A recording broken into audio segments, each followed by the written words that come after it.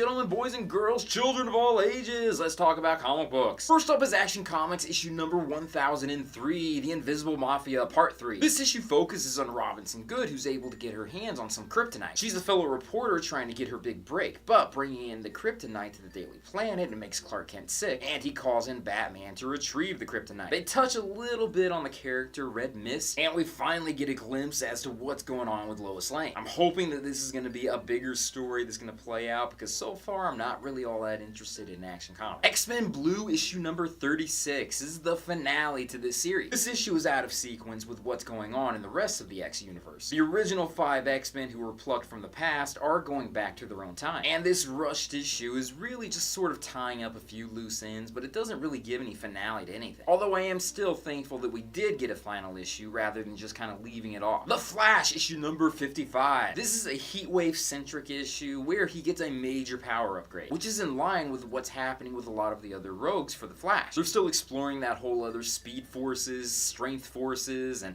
all of these other forces that exist. It is not what I want to be reading by a long shot in the Flash comic books, but I will continue on, hoping that maybe we'll get Impulse, Bart Allen somewhere in the background. Doomsday Clock issue number 7. Yes, this series is still going on. Things in this series are finally starting to amp up a little bit. Mr. Manhattan finally shows up. We also get definitive proof that he did meddle in the DC universe. He prevented Alan Scott from ever obtaining his Green Lantern, which in essence prevented the JSA from ever forming. This may or may not have been the whole catalyst that started the New 52 universe to be in a much darker direction. There's also a prelude as to a major battle taking place between Manhattan and Superman, which is really funny being that this whole series was supposed to be about Superman and that he was supposed to be one of the major players, even though we've hardly seen him in this at all. Fingers crossed that sometime by the end of next year we'll be able to have the conclusion to this series, and I'm only exaggerating by like a little bit. Finally, let's talk about Heroes in Crisis issue number 1. This was written by Tom King, and this is also supposed to be a huge event within the DC universe. Sanctuary is supposed to be some sort of like asylum for heroes to go to, where they're being helped out with all of their mental issues of being a hero itself. It's something that's been alluded to in many different comic books, but this series is addressing it full on. We've already been warned that several major heroes are going to be killed off in this series,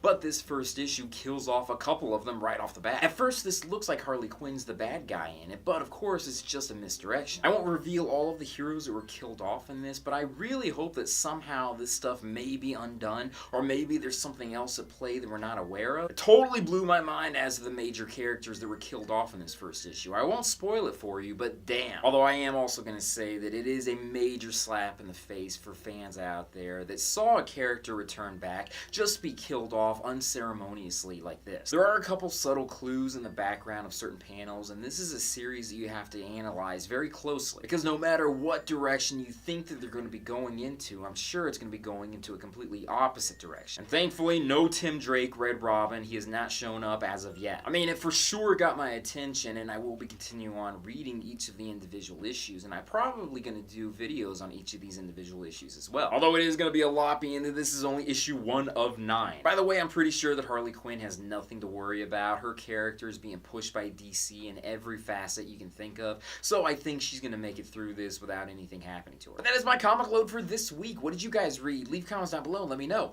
With that, thank you guys for watching me in this video. If you haven't done it yet, check out my Patreon site, check out my social media sites, my websites, and everything else out there. Peace, love, namaste, and I'll see you guys later. I'm in love with a hero.